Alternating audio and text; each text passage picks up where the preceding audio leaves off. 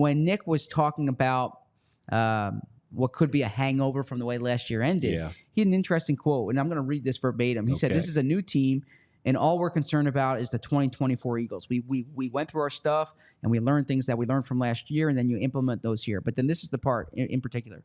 Saquon Barkley doesn't care.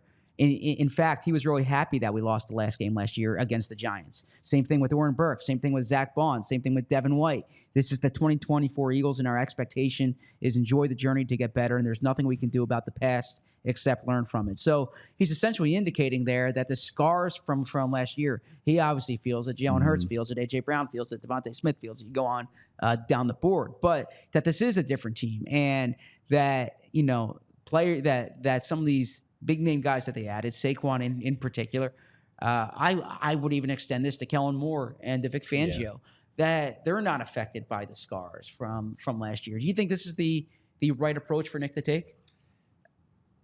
It's a predictable approach.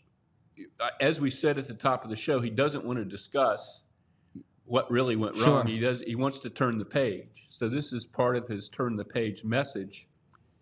Do I really buy it? Partially. I mean, you're right about the coordinators not being part of this last year. You're right about Saquon Barkley being a big part of the team who's not part of it.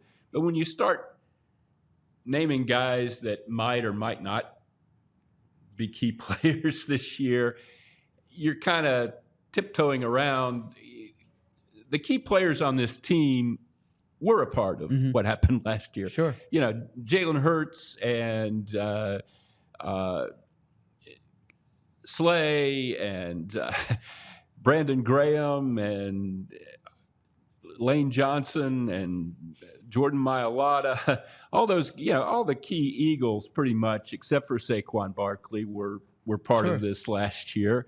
So I think you can oversell that. I don't buy that. Well, that's, we don't have to worry about what happened last year because it's all new. And it's not all new. Yeah. I do think those scars are there. And I think that you can't kind of have it both ways, in that you can't emphasize how constructive last season was, or how that's going to be something that they can look back and they can learn from. But then at the same time, completely kind of turn the page to a new year. I see in the chat, Tracer Bullet says, "I think we're a lot more concerned about last year than they are." It's going to be interesting to see because last year the Eagles very much said the Super Bowl hangover wasn't a thing, and then as at the end of the year they kind of talked about the pressure of it always is. Yeah. I mean, you look at the history exactly, and it is a thing for everybody, and of course, when you get to the Super Bowl and then you're in the offseason afterward, you're going to claim that it's not a thing because you don't want to say, well,